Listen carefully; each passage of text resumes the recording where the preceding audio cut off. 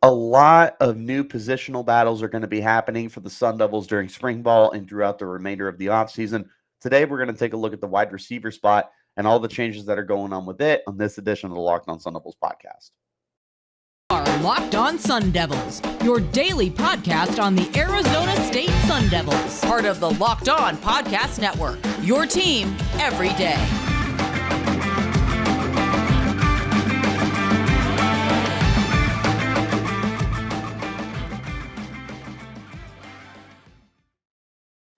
This episode is brought to you by FanDuel Sportsbook, official sportsbook of Locked On. Make every moment more. Visit FanDuel.com/Locked On today to get started. Hey everyone, welcome back to the Locked On Sun Devils podcast, part of the Locked On Podcast Network, your team every day. My name is Richie Bradshaw, and I will be your guide for everything Arizona State Sun Devils. As always, thank you guys so much for tuning in. Wherever you're getting your podcast, hit like and subscribe, and turn on those notifications so you get an update when we post new content. Stay in touch with that content by following me on Twitter at RichieBrads36 and the podcast at LO_Sun Devils. There is a lot of competition for the Sun Devils heading into 2023. And it goes throughout several different positions. Maybe none more so than wide receiver, where Arizona State has made so many additions, both through the transfer portal and through recruiting. They've got several guys that are returning, some guys that are more experienced than others. There's going to be a lot of new competition, and there's going to be a lot of guys to work with now for Arizona State, for Kenny Dillingham, for Rashad Samples, the wide receiver coach, for Bo Baldwin, the offensive coordinator. There's going to be so many guys to mess around, tool around with, and see what they have and what they don't to decide what they're going to roll with. So today we're going to take a look at those guys. I'm not going to go over every single guy because there's legitimately like almost 20 receivers on this roster. That would just take forever. I'm going to look at the most notable guys that we need to keep an eye out for. And we're going to break it into returning, transfers, recruits, and then just an overall breakdown, maybe some predictions. Let's start with the returning guys and mainly the starters here. You've got Elijah Badger, Giovanni Sanders, Andre Johnson, Chad Johnson, and Javen Jacobs are the most notable guys, in my opinion. There's several other guys that are returning as well, like Zeke Freeman, and I just totally skipped on his name. I can't remember. I can't remember the other guy that I was thinking, but Zeke Freeman is one of those guys who's returning as well for his senior year. He hopefully will get an opportunity, but nothing's guaranteed because he only had a carry last year as a wide receiver. Looking at the returning guys, Badger and Sanders are solidified starters for this team. Badger is your X. He's your number one receiver. Sanders is likely your slot guy. So you're going to be looking for another receiver starting on the outside for the Sun Devils team. That's where it's going to be a very interesting positional battle because with Badger and Sanders, you have solidified your top two options in the passing game. Plus, with the tight end position that we're not really going to get into, you've got that figured out as well. Looking at who's the third receiver, though, there are so many guys to fancy here. The first and obvious choice is Andre Johnson. Johnson has had a decent role with the team each of the last 2 years. Nothing too crazy, I would say. But in the last 2 seasons, he has racked up 27 catches, over 300 yards, and 2 touchdowns, averaging about 12 to 13 yards per reception. Last year was a little bit of a downward season for him. He did have a career high 15 receptions, but he went from 15.5 yards per reception to 18.7 yards per reception. Or 8.7, excuse me, not 18. That would have been much better. But I don't know that he got used to the best of his potential last year, but obviously that's going to happen for most of these guys when you've got 2 different quarterbacks rolling in and you've got so many different offensive identities that the team was facing throughout the year with former offense coordinator Glenn Thomas. I feel like I forgot his last name. And Sean Aguano taking over at some point. I'm very interested to see what Andre Johnson could potentially do in his redshirt junior or redshirt senior season. I can't remember what the team lists him as. But point is, he's going to get an opportunity, redshirt senior. Yeah. He's going to get an opportunity for starting time with this team. And he's going to be one of the guys who has probably the easiest path to get there compared to the several other guys on this roster, both transfers, recruits, and otherwise. Andre Johnson has that size that you're looking for at 6'3, 210 pounds. He's got underrated deep speed, which is one of the reasons why he's averaging such a healthy amount in his career. By the way, I'm not including his one catch for 35 yards freshman year in his yards per reception for his career. If you did, it would be much higher. But point is, looking at Andre Johnson, he checks all the boxes for you. It's just a matter of actually getting him on the field and getting the most out of him at that point. I'm curious if Kenny Dillingham could be the guy to finally unlock that for him and then get a big season out of him. He's definitely got the best track to be a starter, in my opinion. Chad Johnson Jr. is a guy that we've been talking about for a long, long, long time, and we're waiting for everything to manifest, come together, and him be a starting receiver. He has had the unfortunate, standard, I guess, of playing on or playing with the name Chad Johnson Jr. because his dad was one of the great wide receivers of the NFL during the 2010s with the Cincinnati Bengals. He had several thousand-yard seasons. He built himself up a decent Hall of Fame resume. Nothing too crazy, but Chad Johnson Jr. has had a spotlight on him, right, wrong, or indifferent. And he just has not had enough opportunities. He had his first reception last year for 5 yards in his career. He's going into his redshirt junior season. He just has not had any opportunities. I'm still pounding the table for him to get that opportunity because I think that he is a talented receiver. You just wonder if Arizona State is going to give him an opportunity at this point. I think that's kind of where we're at, where Chad Johnson Jr. is. And then Javen Jacobs, another guy I want to mention. Now, Jacobs, I feel, is going to be the runaway favorite to be the starting return man, both his kick and punt returns. Uh, Looking at his role in the offense, it'll be a battle. He's definitely not got it very easy, and he's going to be competing with tons and tons and tons of guys. I'm just curious how the team plans to use him this upcoming year because, again, while he did have a role with the team as a return man, he didn't really get very many opportunities with the offense as a whole. He didn't have any catches, he didn't have any rushing attempts, anything like that. So, how they want to incorporate him moving forward will be very interesting. But of the returning guys, Andre Johnson definitely makes the most sense to be the guy in line for a starting role across the board. Chad Johnson Jr., I'll still be hoping he gets that opportunity, and Javen Jacobs will be interesting to watch. But those are the main guys that are returning this year that we should be keeping our eye out for moving forward. Got to talk to you guys now about FanDuel. We're at the midway point in the NBA season, and now is the perfect time to download FanDuel, America's #1 sportsbook.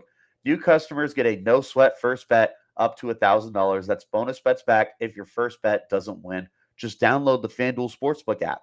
It's safe, secure, and super easy to use, and you can bet on everything from money line, point scores, and threes drained.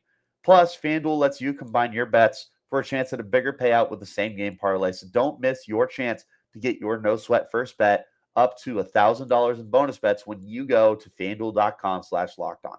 That's fanduel.com/locked on to learn more. Make every moment more with FanDuel, official sportsbook partner of the NBA. Thank you guys again, as always, for tuning in to the Locked On Sun Devils podcast. Make sure that you also tune in to the Locked On College Basketball podcast. It's everything you need to know about college hoops in one place. Here for big name experts, insiders, coaches, and players. Locked On College Basketball available on YouTube and wherever you're getting your podcasts. Back into our conversation, let's take a look at the transfers that are coming in. There are 4 guys coming into the program, some of which are pretty prestigious guys in terms of their recruiting prowess way back in the day and all that good stuff. The most notable guy to come in is Jake Smith. Now, Jake Smith was a former 4-star wide receiver out of Scottsdale, Arizona. The Sun Devils were not able to land him back during the 2021 class, but he's home now and he checks the boxes similar to other guys. 6 foot, 200 pounds. He has not flashed everything that we were hoping he would flash when he got to the college ranks. He was definitely like a highly sought after 4-star guy. Played at Texas, played at USC, has yet to make a splash. Maybe he's got that opportunity now at Arizona State.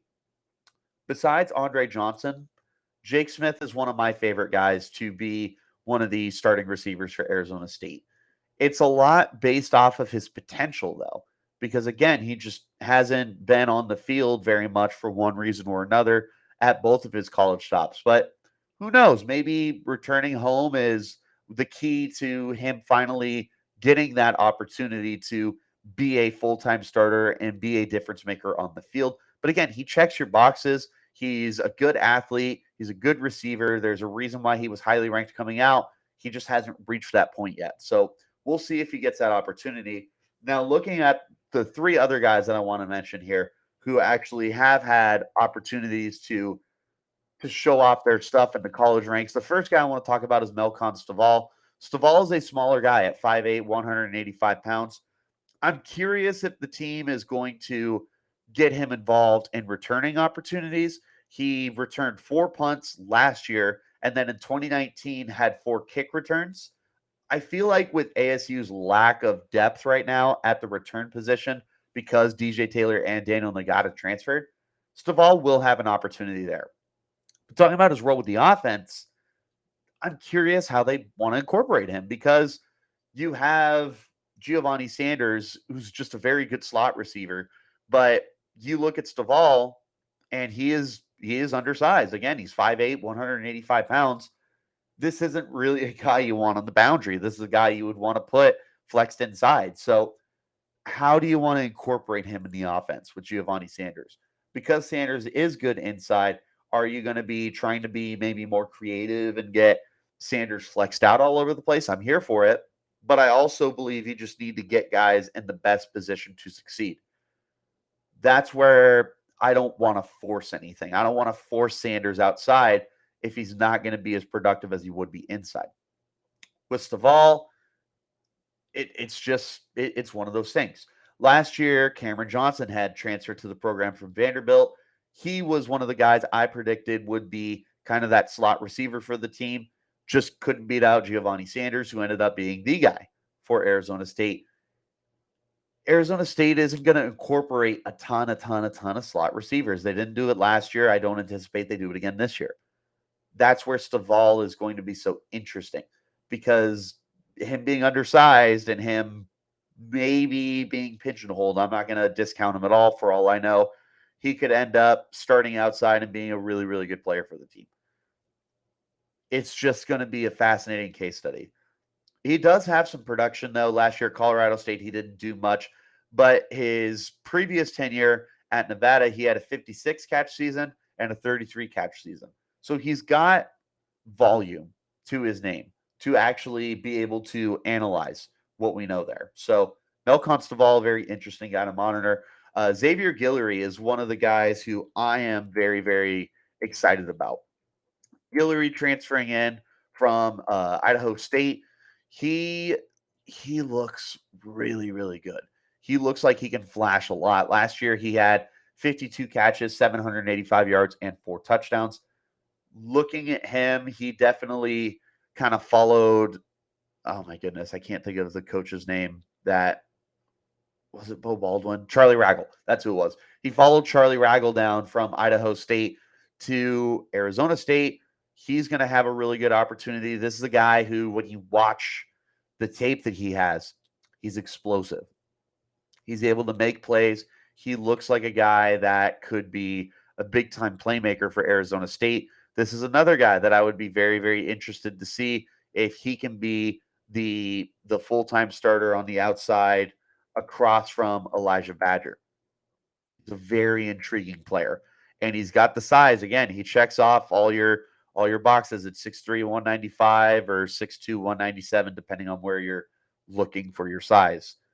But he checks off those boxes. He checks off the explosiveness. He looks like a guy that could earn a really important role with Arizona State in 2023. I think this is probably my favorite, probably, to be the starting guy outside, like my personal favorite. Like I mentioned earlier with Andre Johnson, I feel like he's the easier to project kind of guy. If you made a prediction, it's probably Andre Johnson, but I really like Guillory. And then the last guy to talk about is Troy Omeire. Omeire coming in from Texas, not a ton of production to speak of to his name. In fact, he only has one catch in his career. But again, you want to look at intangibles. He's a 6'3", 221-pound receiver. Arizona State is definitely going to be valuing size this year, and there's an opportunity for Omeire to step into it. I think when you're looking at these transfers, that's what a lot of these guys are, is opportunity. When talking about Jake Smith and Troy Omeire, it's will they get that chance to live up to their statuses. When you look at Melcon Staval, it's how you're going to get him on the field. When you look at Xavier Guillory, how are you going to keep him off the field? There's tons of talent here for Arizona State to play with in their transfer roles. There's going to be very, very good competition, and that's kind of where I stand on the transfers that are coming in. One more time, thank you guys for tuning in. Wherever you're getting your podcast, hit like and subscribe and turn on notifications. Also, make sure you check out the Locked On College Basketball podcast. Isaac Shade and Andy Patton bring you everything you need to know on and off the court. You hear from big name experts, coaches, and players throughout the basketball landscape. It's Locked On College Basketball, available on YouTube and wherever you're getting your podcasts. Wrapping this up, taking a look at the recruits real quick. I can't tell you a lot about them because I don't have tape for them. They're 3-star guys. They'll obviously be competing for some playing time, but with all the veteran guys on this roster, I just don't know how big any of their roles are going to be.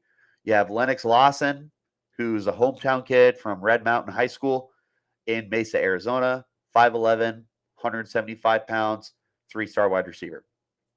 Caleb Black from Plain Oak High School in Spring, Texas, 3-star guy, 5'9", 165 pounds. And then finally, you have Corbin Hendricks, who I think is the most interesting of all of them, is another 3-star guy from McKinley North High School in McKinney, Texas. Wide receiver, 6'2", 180 pounds. Again, I can't speak too much about these guys. What I can tell you, though, is I just don't know how big their roles are going to be, because you have so many veteran guys with Arizona State that I feel like right now the 3 recruits that are coming into the program could very well just be looking at maybe like scouting roles, or maybe they're looking more to be redshirted and stuff like that. I don't think we can place expectations on them. And that's not a discredit to them. It's just simply the situation that they find themselves in. This is going to be a very, very competitive position. Like I mentioned at the top of the podcast, I anticipate the wide receiver spot to probably be the most competitive positional battle throughout all the spring practice, throughout the offseason, throughout training camp, and everything like that. There's just so many guys, and I only got into 10 players that are competing across from Elijah Badger and Giovanni Sanders. That's going to be really, really good moving forward for the team to have all that competition, especially for these young guys, to be able to get their footing at the next stage of their careers and hopefully turn into something great. Final overall thoughts here. I look at what we have with Badger and Sanders returning. I'm very confident there. I look at who could be the third guy. I'm also very confident. There's just several guys here for Arizona State to work with, to figure out. And they could be figuring it out into midseason. I'm not worried because they have the depth right now. I'm interested to see how everything else is going to play out. I'm interested to see if Jake Smith can live up to that hype that he had coming out of high school. I'm interested to see if Andre Johnson can finally seize a solidified role with this team and be a big time playmaker. I'm interested to see how Mel Constable is going to fit into the offense. I'm interested to see how Xavier Guillory is going to work from going from Idaho State to Arizona State with all that talent he has. And you've got so many other guys. You've got Chad Johnson. You've got Javen Jacobs, Troy Omer.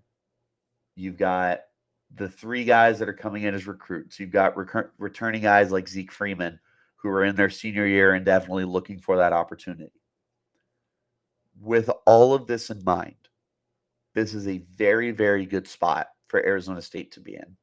Now, if you didn't have Badger and you didn't have Sanders, this is terrifying. This would be one of those absolute unknowns. But because you already have two guys figured out, this places Arizona State well ahead of where they could be otherwise. This is a very, very good situation for Arizona State. This is exactly what they need during a transitional period of having Kenny Dillingham and Bo Baldwin taking over this offense and getting Arizona State to the next stage of their passing. This is a very, very good situation. I can't emphasize that enough. It'll be really interesting to see what the wide receiver coach Rashad Samples can do with these guys. There's a lot of potential here.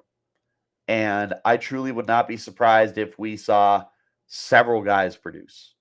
Like if we saw some combination of Johnson, Stovall, and Guillory all be very, very important roles in the offense this year. Would not be surprised one bit. So we'll be keeping a very close eye on it throughout spring ball, throughout training camp, and throughout the season. Bottom line, this is a great scenario for Arizona State's wide receiving core right now. Be excited about the future. That being said, that's going to wrap up this edition of Locked On Sun Devils. As always, thank you guys for tuning in. Wherever you're getting your podcast, hit like and subscribe and turn on those notifications so you get an update whenever we post new content. Stay in touch with that content by following me on Twitter at RichieBrats36 and the podcast as well at LO_Sun Devils. Till next time, though, you keep it locked right here on Locked On Sun Devils.